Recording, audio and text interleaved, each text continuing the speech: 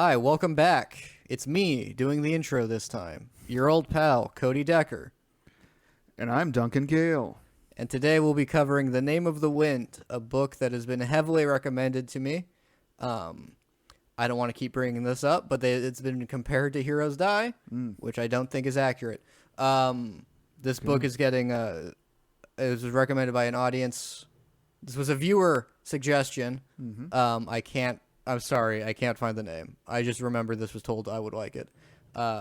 This is by Patrick Rothfuss. The audiobook is narrated by Nick Podell, and I recognize that guy. He narrates at least one of the John Dies at the End books.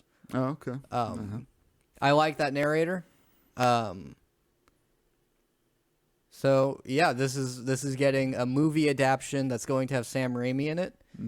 So this is like this, and this is the big fantasy book apparently. This is like the most respected thing in the world. Yeah, pretty hyped. Yeah, and just right off the bat, I will tell you, I was getting flashbacks of how it felt reading One Piece. Okay. Where I'm just like, oh, this is the big thing everyone likes. I don't get it.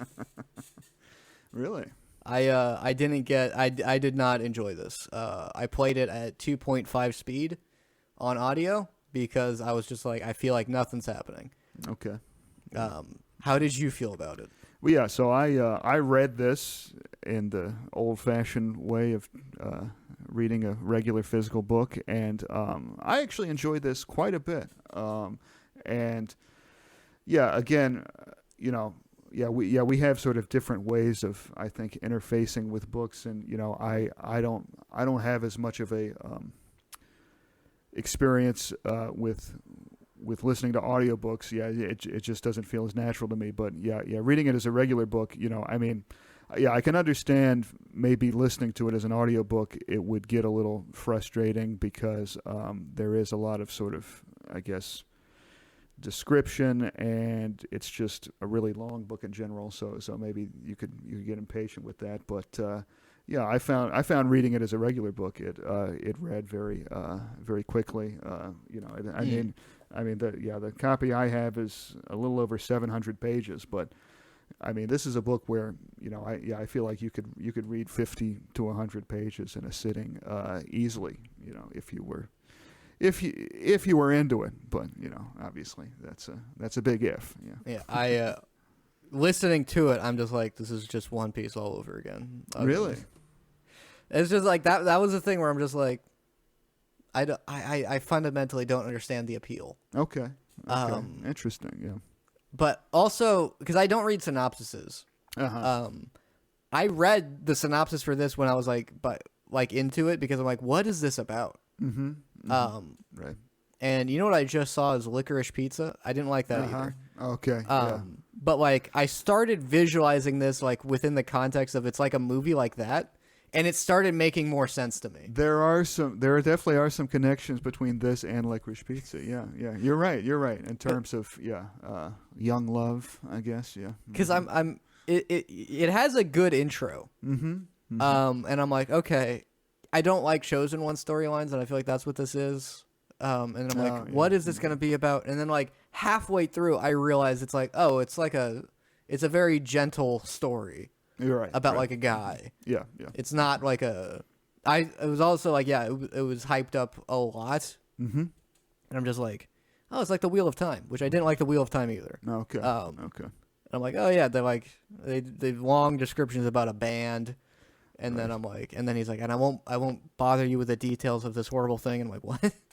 You gave me the details about how your band works. Right. And I get that it's sort of like like a Licorice Pizza type storyline. That's like probably the only movie I've seen like that. I know there's a term for it, but like a coming of age sort of story. Yes, coming of age. Yeah. And I didn't get that going in. Right. So like a lot of it is me listening, like, what are you talking about? Right.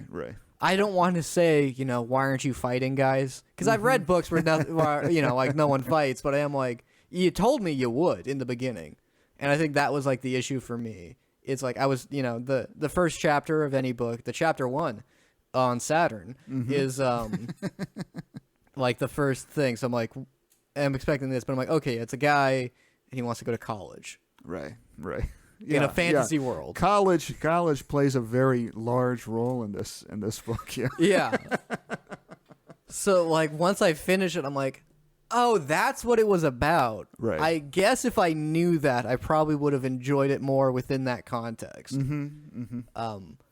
I get why this is prime. Like also listening to it, I'm like, oh, this is prime material for an adaptation because you don't need a special effects budget. That's true. Yeah. Okay, so you're basically saying that like this book was not quite action packed enough for you? Is that within the setting? Because I've like Don Quixote. Right.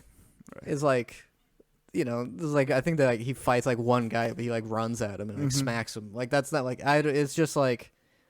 I just kept expecting stuff to happen. I don't know. Right. I just didn't have the proper context to enjoy it, maybe, or I don't know. I was just like, why isn't this? A lot of it was me going, why isn't this clicking for me? Huh. Interesting. Well, yeah.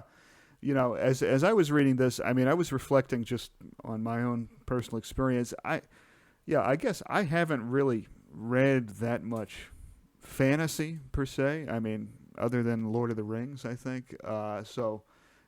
I don't have too much else to kind of compare this to, but I was reading something about Patrick Rothfuss and how like when he wrote this, like he wanted to write something where it was very different from a traditional fantasy novel, like it's like he's like breaking all of the rules of the and so I'm not sure if there was something lost on me because I don't know a lot of the rules of fantasy in general, but I thought that for what it was, which is basically just sort of this guy telling his life story, and I guess this is the first book of 3 books, and the third one has not yet been written or has not yet been published, and basically it's like this guy is this sort of legendary figure that this chronicler finds, and the guy says, okay, I'm going to tell you my life story. I'm going to tell it to you over the course of 3 nights. And so this first book is just night 1, and so there's still 2 more nights to come. And so yeah, maybe a lot of the stuff that you're looking for is going to be in book 2 and the yet unpublished book 3. But yeah, this is okay. If this is in the category of the Wheel of Time, which has a book which has a TV show which is bad. Right. Okay. The show is bad. Right. Like I didn't like the book and I watched the show and I'm like, this is very disrespectful to the source material that I don't even like. Okay. But like very similar concept where like in the Wheel of Time there's like long like he'll describe like a dress for like pages. Right. And then the dress just is not important. He's like anyway. Right. But like at one point they're like traveling and they're learning like how to be like performers and stuff. So like I'm listening to this, I'm like, okay, it's like the Wheel of Time. Okay, so that's a similarity. A traveling band of, like of very actors. Yeah. Very similar pacing. Yeah. Of it too. Like I'm not going to just trash this book because I don't think it's bad. I just didn't get it. But I was having a lot of just like This is a better version of the narrative of Wheel of Time. Okay. I like the story of the story of Wheel of Time is great. I'll just never read it because I can't handle that kind of pacing. Okay. Gotcha. Yeah. But like I was like, oh yeah, the pacing of this is definitely way better than that. But I am just like, oh yeah, this is like in Wheel of Time. Oh, it's like in this one. Oh, it's like in this. Which I have, but like that doesn't usually get in the way of me enjoying a story. That whole thing was like nothing new under the sun, all that. But like I enjoy seeing every new spin on something. Right. Where it's like, oh, they're doing this. When I think a story is like, oh, it's this kind of story. It's not a negative. I'm just like, okay, I need to categorize my understanding of things, which is a me issue. Sure. But I just found myself doing that a lot in this. Okay. But part of it being, I literally didn't get it was a coming of age story. Oh, I see. Okay. Well, yeah. That's why I'm not against it. Well, I mean, the story is, if I may use a highfalutin word here, the story is protean. Wow! I thought it sort of transforms into a number of different things throughout. Explain to the folks at home who don't know what protean means. Yeah, I mean, I think it's just it's from a Greek myth. There's this guy Proteus who could transform into a bunch of different things, and so protean just means like, well, first it's this thing and then it's this other thing. Okay. Yeah, and so yeah, I think that. I mean, what I liked about this, and what I think, I think that this would be like a good fantasy book, maybe for people that don't read a lot of fantasy, because it is very sort of limited in its scope. Like it's just one guy telling his story. It's not like a bunch of different characters.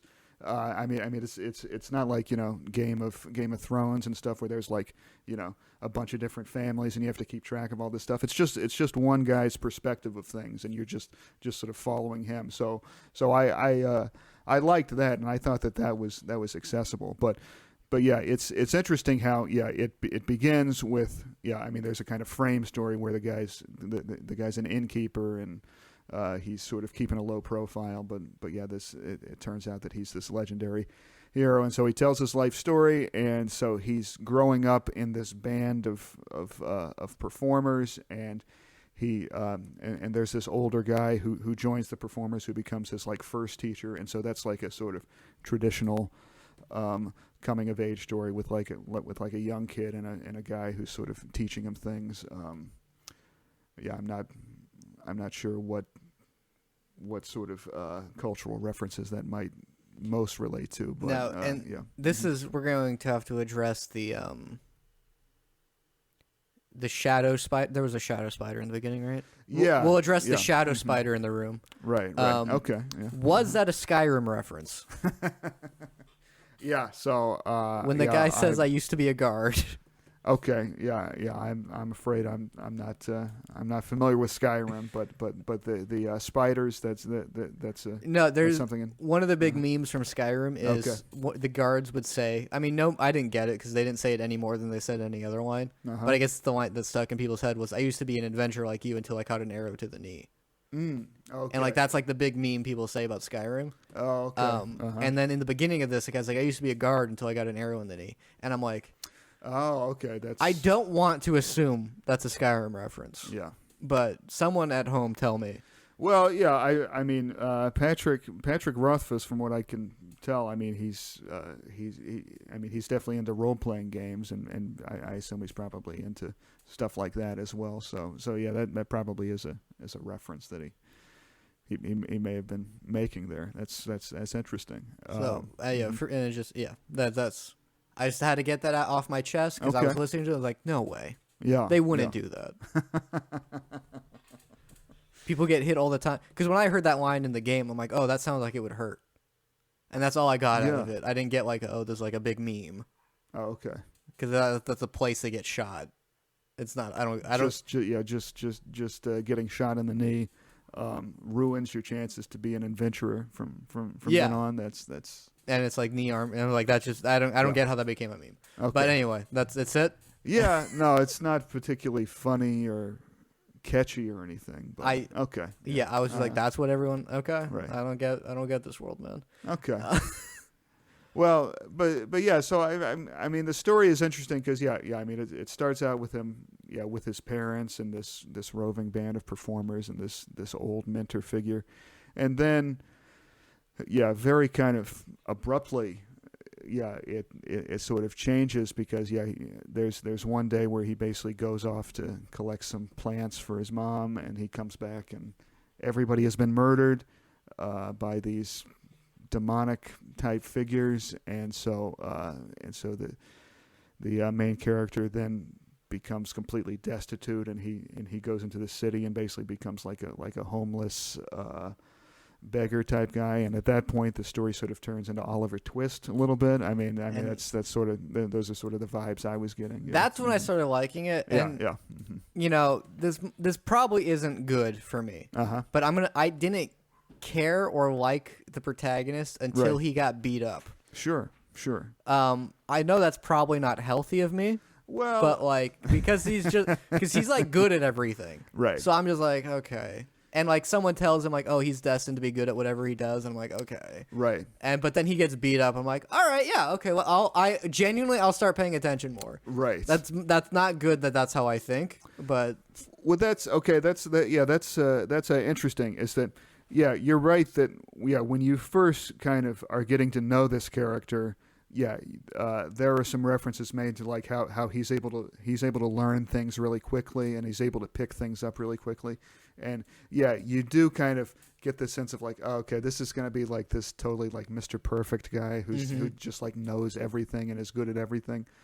But as the story develops, that actually turns out to not quite be the case. I mean, it's actually his ability to learn things is the only thing that actually saves him because otherwise I mean he's like this completely destitute homeless guy, and basically the only way that he's able to sort of pull his way out of that is the source of natural abilities that he has. So that is about for me where I went like, okay, all right, so it's not right. Look how awesome this guy is. Right. It kind of still is, but like because of these reasons, and that makes it like okay. Literally now I'll start paying attention more. Right. And I am a sucker for Oliver Twist type orphan storylines. Basically that was a huge turn. Like, oh, he's gonna be a homeless child. Let's see where this goes. Right. He's gonna get beat up for his loot. Oh yeah. His loot, and that's LUTE, not just his treasure, but the actual musical instrument gets broken, and that's a very kind of pivotal moment for him. Wait, that was also, I think that might be my favorite scene in this book. Oh really? Because then like the goon kids, they're also like, don't say his name, like you can't say that. Like one kid's like very religious. Oh yeah. Okay. I thought that whole interaction, I was like, oh, if that's what this is, I'm gonna love this. Where they're like, hey, you can't say our names. Like we're gonna give this to the boss, and we're gonna get like this much for if we this we probably get like 17 shillings for this. Right. And he's like, you'll get that much. I thought like that was all very fun. Well, that was the highlight of this for me. Okay. Well, that was pretty early on, so I guess it's all downhill. It was for me. It just didn't connect with me. Okay. Well, thinking about it, besides that, very few protagonists connect with me. Oh, really? I can think like maybe two. Okay. A lot of times I don't really care for protagonists. Yeah. Well, yeah. I mean, if you don't care about the protagonist, it's going to be an uphill battle. reading a book about him. Yeah. Yeah, well, so yeah, I mean, the narrative is interesting because there's so he's like totally destitute, but then he eventually is able to sort of get together enough resources to go to the university, and I think that's sort of where most of the rest of the book is him basically going to the university and learning about magic and various things. And at this point, the book kind of turns into Harry Potter, but with a sort of edge, I feel like. I mean, it's... With like...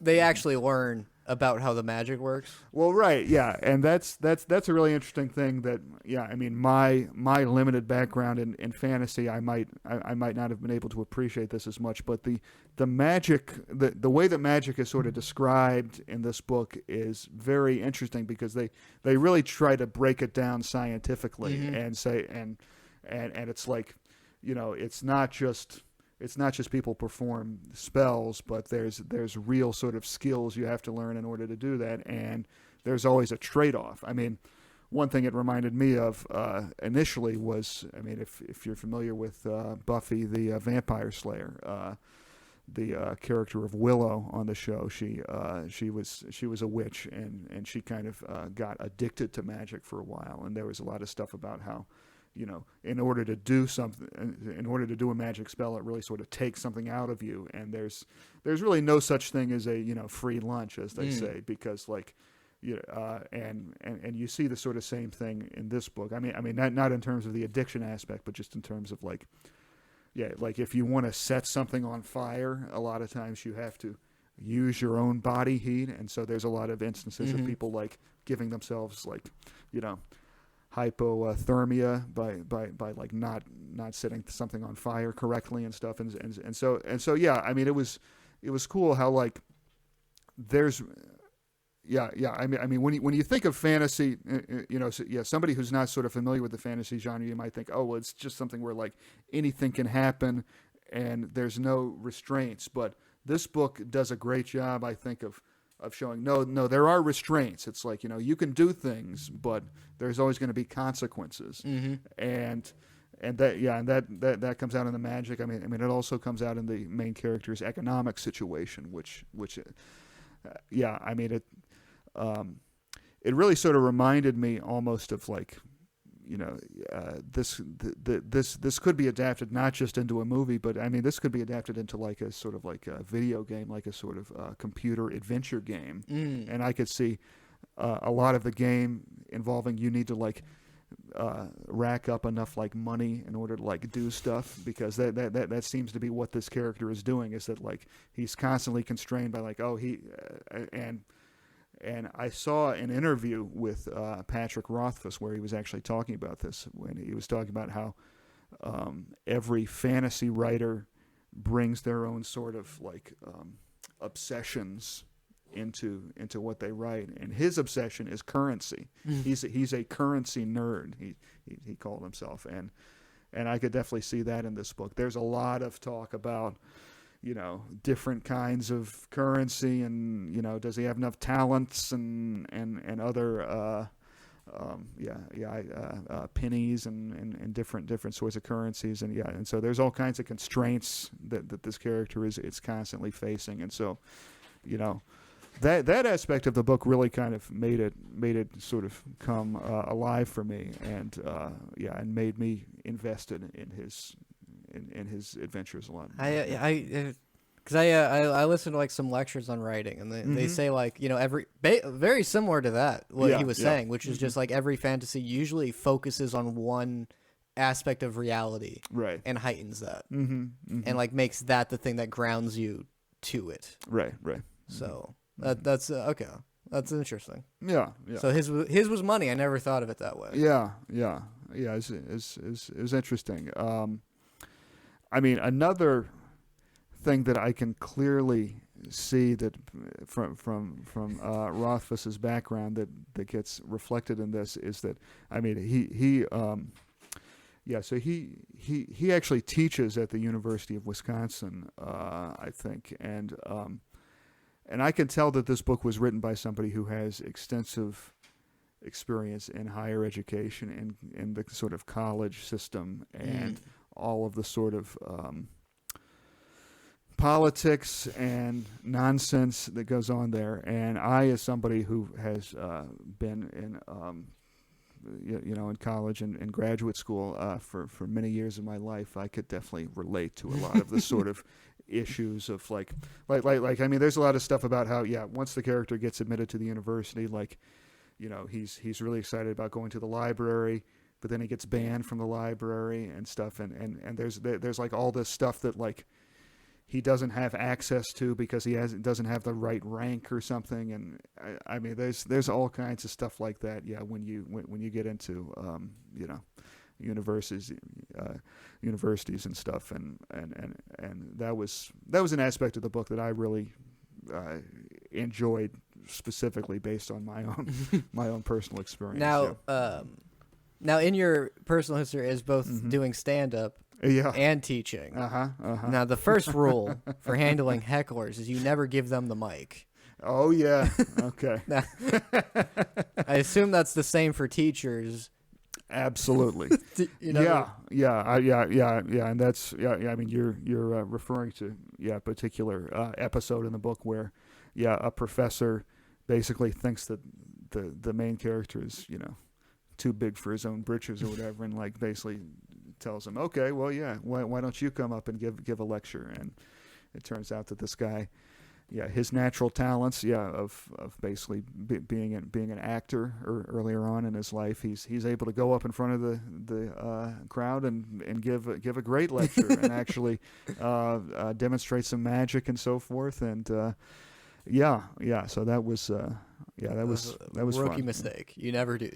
Oh yeah, and I mean, and yeah, you can totally see it coming. Yeah, with that professor, and he's like, oh yeah, I'm gonna totally humiliate this guy. Yeah. Yeah, you see, yeah, I see a long hooked nose and like whoever the villain was from Quasimodo, that like Right. preacher guy. That's what Oh, I yeah. visualized this teacher as. Mm-hmm. I thought, I mean, the insults he had for students were Oh yeah. the can you please close your leg? Can you please cross your legs, ma'am? And he's like, and Oh, now yeah, that that the was gates of horrible. hell. Yeah. Okay. Yeah. This had humor that I would enjoy every now and then. Yeah. Well, yeah, and that's I mean, this being this sort of one thing that makes this, I guess, a more sort of typical fantasy novel is that it takes place in this somewhat medieval type culture, and that's very much reflected in the way that women are treated, and in the way that corporal punishment is still very much active. Yeah, and I mean, and that's one thing that really makes this very different from like a Harry Potter book, is that like when he gets in trouble, which he does a lot at the university, the standard punishment is a number of lashes that are administered to him in public. And the lash, I mean, I think the first time he only gets like 3 lashes, but even that is like, I mean, I'm not sure what kind of weapon that they're using, but it's enough where like he needs to get stitches extensively for just 3 lashes. The description of that, because they describe how like the flesh starts like peeling off. Oh yeah. I think they were like he was like, oh, as long as it's a single whip, I should be good. Right. But it's like it's like a 9-tailed like notched whip, so like just one is enough to like start peeling skin off you. Yeah, so that's rough, and I'm thinking, and there's also a part where, of course, he has a sort of rivalry with this other student, and this other student and him become sort of nemesis, and it escalates to the point where like this student like actually tries to like kill him, like he actually hires people to like kill him, and so again that's like where this definitely takes a darker turn. Yeah, that was when I was like, oh, I thought they were like assassins from like the tribe or something, or like the original, like the things that killed his family, and he was the only. Right. Like, oh, is that? And it's like, oh, this is like we're still in school politics. Okay. Right. So still a realistic take, you feel? I can see things going to that level. No, fortunately, I haven't been on the receiving end of that specifically, but yeah, I could see things going that way.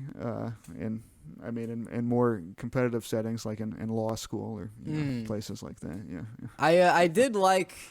Because the other thing where I went like, okay, was because he goes to the the way he passes the exam is he like listens in on like the questions they ask, he like memorizes it. And I'm like, okay, so he didn't just inherently know it. Right. And that's like how he like probably just learned all this stuff too.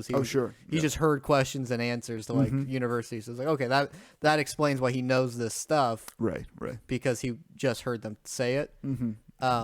I thought that was okay. That was like but then they asked him like, why do you want to get into college? And he says like, I don't know. And I went like, all right. Oh no, he blew it. Yeah. I was like, okay.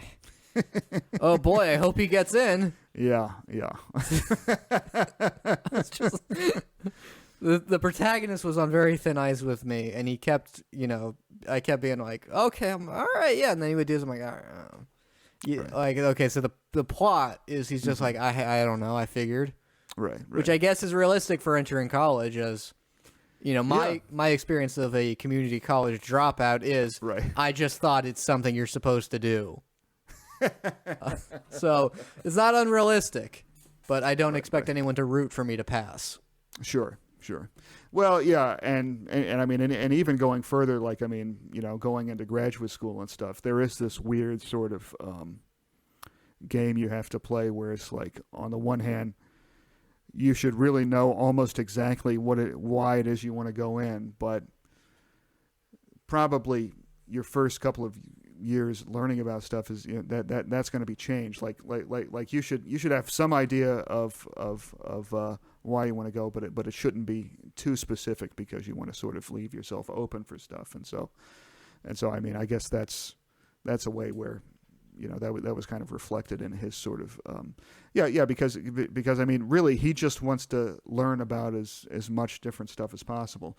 I mean, really, what he wants to learn about is he wants to learn about the people that killed his parents, but he can't really tell anybody that, because if he tells people that, then he's going to start. He's afraid he's going to start sounding like an insane person, because he's like, oh yeah, these like demons killed my parents, and oh yeah, it's like they're like that. That's not.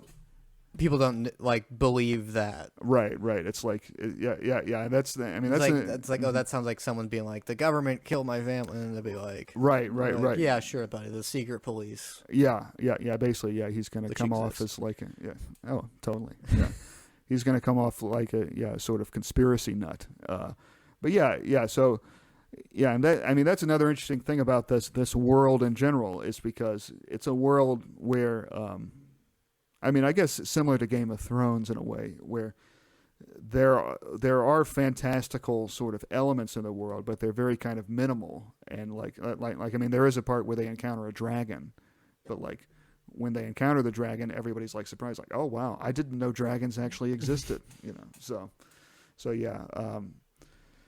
So yeah, that's an interesting way that like, you get this sort of undercurrent of these supernatural elements to the world, but it seems like people don't really want to sort of acknowledge them for the most part. Just like issues in our society. Exactly. Yeah. Very relevant. Yeah. It just reminds me of that politician that you don't like. Oh yeah, which one? The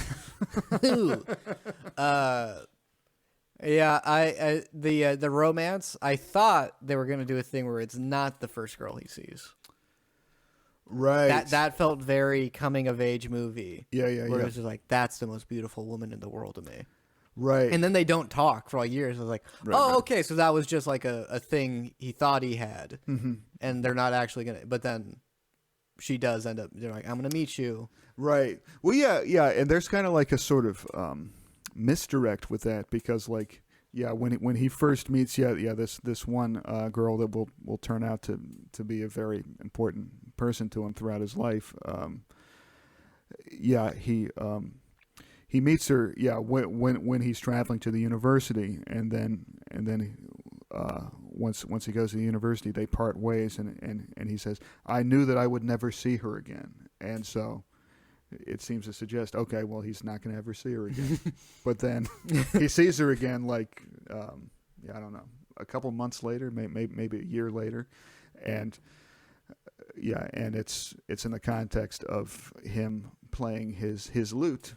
And he's performing this very difficult song to basically become a professional musician. And there's a part of the song where it involves him like inviting somebody from the audience to like join in with him, and he just hears this woman's voice join in, that it's the most beautiful voice he's ever heard, and then he ends up looking for her frantically throughout the bar afterwards, and and then he finds her again. My movie mind, it's playing some song by like an artist who's famous but not mainstream famous, right, and he's looking.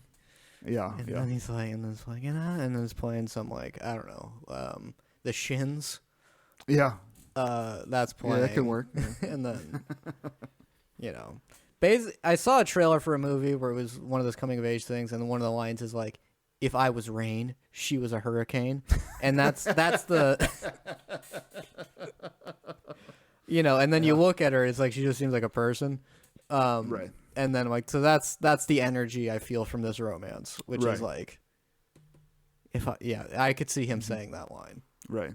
Well, yeah, and there's, there's another, there aren't that many female characters in the book, but there's another female student that he has some interactions with, and towards the end of the book, it's kind of suggested that he's also really attracted to her, but he seems not as interested in her as in this other character. And again, if this were a movie, I could totally see like, everybody watching the movie being like, why is this guy such an idiot and is not going for this other other character that seems much more healthy and correct for him. Yeah, that's the core issue of love at first sight romances. Right. Is I'm like, well, you also saw that girl. right. Mm-hmm. So your basis for like this is my.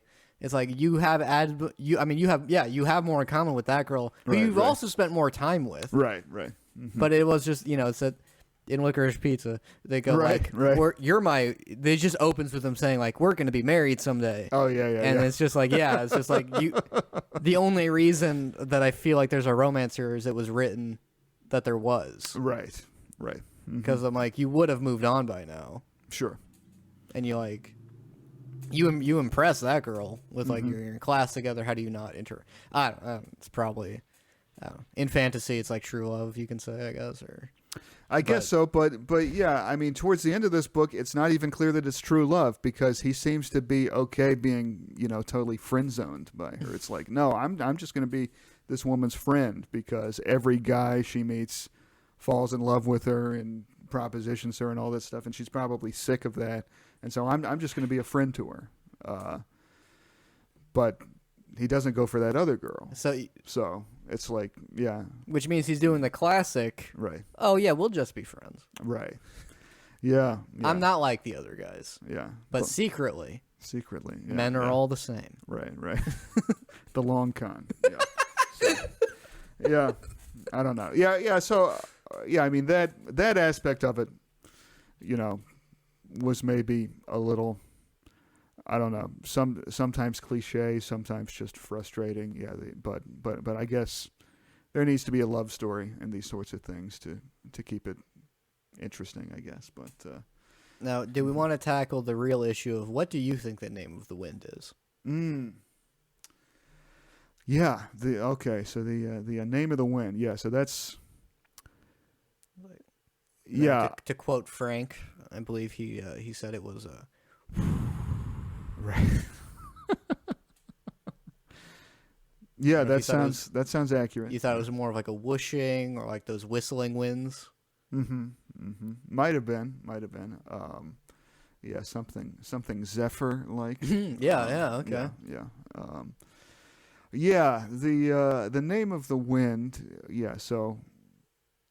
Yeah, that's an interesting thing that sort of comes up a couple of different times in the story. I think the first time, yeah. So basically, his old mentor at the beginning of the book is the first person that he sees who calls on the name of the wind, and he really wants to learn that. And when he first tries to call on the name of the wind, he ends up like taking the air out of his own lungs, and that was another sort of interesting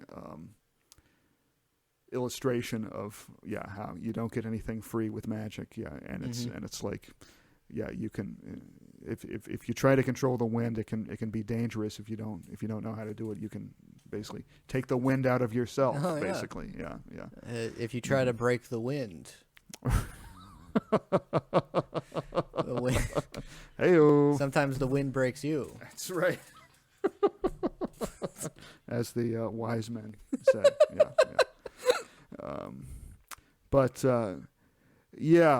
When he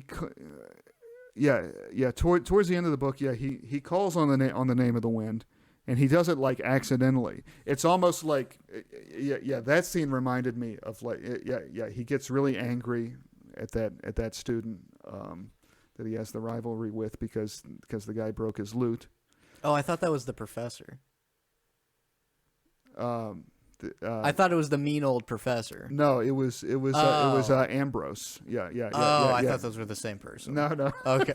I was like, man, this professor is really just going in on this guy. No, this is surely against some sort of school policy. Yeah, no, that professor was bad too. Yeah, in many ways. But the student stole his lute and then like tosses it back to him and it breaks, and he gets so angry that he just like does something, and he doesn't even know what he does, but the guy gets like blown down by the wind, and that part reminded me of like in X-Men, right, where like whenever somebody finds their mutant power, like a lot of times it's something that like they just do unconsciously, like in some sort of highly stressful or dangerous situation. Like they don't even know what they did. Yeah. It reminded me of the scene in The Legend of Korra where she's like, "Oh, I don't have the mentality or like spirituality to like airbend," and then she gets like really stressed out, and then she just does it, and I'm like, "Okay, you guys told me you need to like meditate or something, but you could also just like scream really loud, and that also will do the trick." Okay. I'm like, all interesting. right, well, Interesting. when you were telling me it was like a lesson, you had to. So she had to like sit there and meditate, and like, nah, she was like sad. Wow. Now this might upset you. Maybe it's a little funny. I just realized there's also the connection of they were both controlling wind, which I didn't think of until right now. Right. Okay. So. Yeah. So there's more themes here than I was thinking. Sure. Yeah. That works. But yeah, I mean, when he calls on the name of the wind, so it's related to this one type of magic that is very it's like the most mysterious kind of magic, I think, that's referenced in the book, which is just knowing the names of things, and that is the province of So there's all these different masters of the university, and I thought a lot of them were very interesting characters, and one of the masters, the guy's name is Eladine, and he's like by far the most sort of eccentric of the professors, and he's like borderline like crazy, like he has some sort of mental illness, a lot of people think, and is not all there, but this character wants to like learn the names of things from him, and like if you know the names of things, you can control things. That's like what the reasoning is behind this kind of magic, but it's like very unclear and not that clearly stated. Throughout the book. But the thing I did like about them studying magic is they mentioned there is like a madhouse, right, for people that go right, go crazy, and they call it like the crow's nest or something like that, because they're a raven, and I was like, that's very fun wordplay. Yeah, that was good. That was good. And there's one scene where the main character is trying to get this guy Eladine to teach him about the names, and they go out onto the roof of this madhouse, and then Eladine says, "Well, why don't you just step off of this roof, and if you're able to do that, then I can teach you." And the main character, without thinking, just steps off the roof, and he falls and injures himself pretty badly. And then Eladine comes up to him afterwards and says, "Congratulations, that is by far the stupidest thing I've ever seen anybody ever do." And that moment was like, as much as you might think that this character is like very sort of intellectually gifted and learns things, there is a point in the book where he does something that somebody says is the stupidest thing that anybody has ever seen anybody do. So, that kind of balances some things out. I liked that part too, because there's totally the sense of like, oh, this is a test, right? And it's like, I need to show that is a classic thing in fantasy storylines where it's like, right, even Assassin's Creed, it's like, oh yeah, by falling, obviously something's gonna save you, and you need to prove that you're brave enough to do it, right? And the preface is like, no. Right. Yeah. No. It was a total like subversion of that. It's just like, no, this is not what you think it is. It's just somebody doing something stupid. Yeah. Yeah. No. It's the lesson there is don't jump off buildings. Right. Right. If you were told to jump off a building because it would tell you the name of the wind, would you do it? Mm-hmm. The answer should be no. Right. Probably. Yeah. Unless. Knowing that could, because I was expecting like, oh, okay, so he's gonna scream something, and that's gonna, exactly. The wind's gonna like carry him aloft, and it's just like, you see, you've embraced the wind, and now, right, you just broke your bones. Yeah. If he found out the name of the name of pain. Yep. The name of the ground. Very familiar with pain. Yeah. Mm-hmm. Absolutely.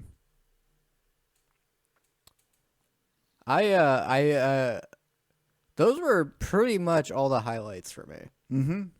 I mean, I'm really like, I get that I keep thinking slice of life Right. when I think of coming of age, because that's like the anime term for like coming of age stuff. Oh, okay. Slice of life is like, yeah. Well, usually no. Slice of life just means like stuff's usually just happening. Mm-hmm. Mm-hmm. Right. It felt like, and I was like, okay, so it's about a guy in college. Mm-hmm. Mm-hmm. Right. I read the synopsis. They didn't tell me that. Mm-hmm. I usually don't, because I want to like experience the story like as it's told. Because usually you finding out what the story's about is part of the experience. But on this one, I was like, okay, hold on, what is in this book? Okay, so the synopsis did not even mention anything about the university or anything like that. Like That's weird. like Kolth is like the ancient hero of like Right. legend. I'm like, okay. Well, yeah, And yeah, it just the thing that bugged me is just like I just don't like stuff like this where it's just like I felt like a lot of the story was he would do something, mm-hmm. someone would be like, "How'd you do that?" He Right. explains what he did, and then Yeah. they mentioned and that character slowly smiled and went like, "You're pretty smart, kid." And I just feel like that's how like every scene played. Like everyone slowly drew a smile on their face while like rummaging through their like beard. Right. And they went like, "Ah ha ha, clever boy, aren't you?"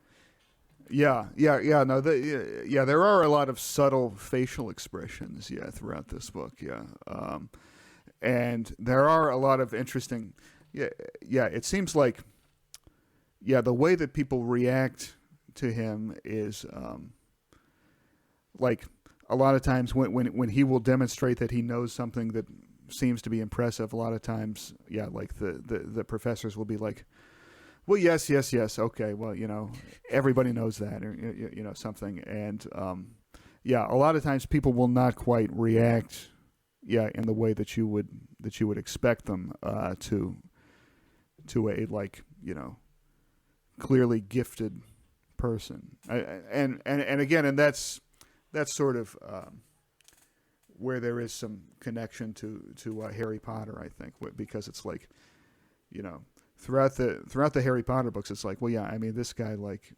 his parents were killed, and he like was able to stop the most evil, powerful wizard ever, but people still just sort of treat him like a normal kid and stuff, and like, well, you'll never amount to anything. And, Yeah, he's got the mark like clearly right. on display. Yeah. If you look at him, you see like this reminder of like his destiny and abilities, and right. people are like, "Shut up, Potter." Yeah, and it's kind of like, did people just like forget, that all this stuff happened to him? So Like he goes in being called like the boy who lived, right? right. Oh yeah. He has a title. Yeah, I mean, he's like already really famous. When he goes into Hogwarts, but And people still pull like pranks on him. right, exactly. Yeah.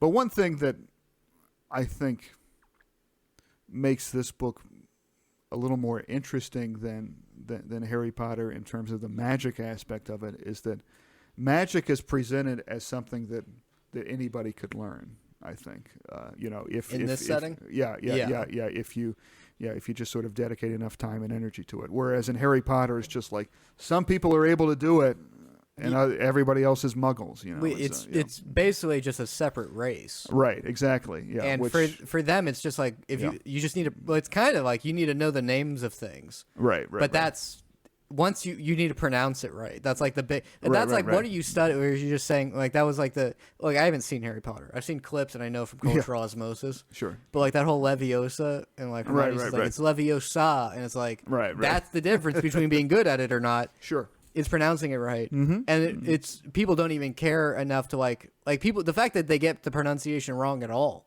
right? Or it's like, oh, if you say this word right, you can do a magic spell, and people are like, mm-hmm. Is it like Leviosa? And they're like, no, Leviosa. Right. And it's like, I don't care. I don't care enough to learn the pronunciation. Right.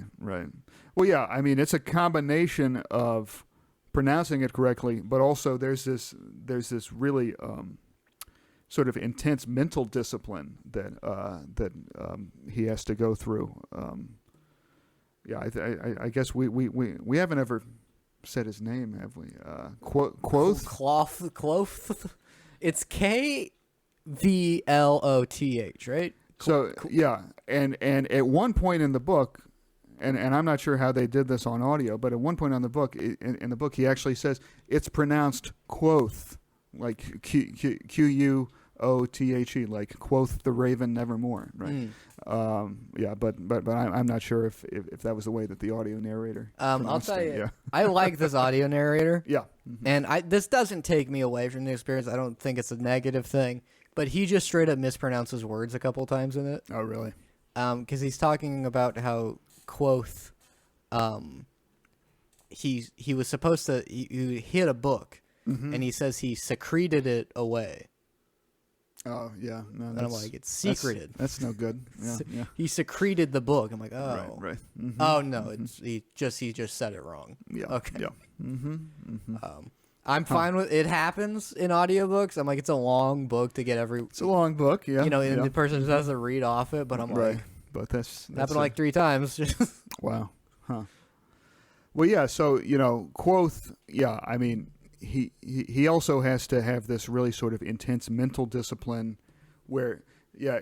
I mean, it was cool the way that it was described, where it's basically like you need to sort of believe 2 different things that are sort of contradictory at the same time. And if you're able to do that's basically how you're able to do magic. Is basically you need to really believe something that is not actually true. This would be a bit of a tangent, right? But yeah. That reminded me of there's an ability in the Elder Scrolls universe called like Chim. And it's like the ability to understand that you're in a video game. Right. And these characters, you can become a god. Oh, wow. But like, because you have to understand that like the Elder Scrolls is basically what the story's being told in.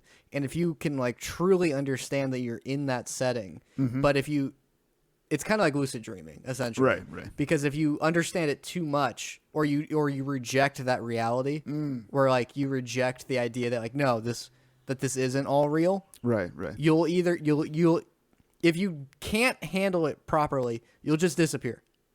Wow. You just stop existing within the fabric of reality. Oh, wow. Okay. So like if you understand it too much without preparing, you just you're gone. Wow. But if you understand it and accept it, you just straight up become a god, and you can like alter reality and like timelines and history and everything. And you just decide what happens in this world now. That never comes. I think it comes up in like one game. Like interesting. Well, and in the Marvel universe, I mean, Deadpool and She-Hulk have that ability as well, but it really doesn't translate to anything other than just they're able to look out and talk to the reader of the comic book every now and then because they know that they're in a comic book. But yeah. But anyway, so Cody, do you recommend Patrick Rothfuss's The Name of the Wind? I do not. Okay. This didn't connect with me. Yeah.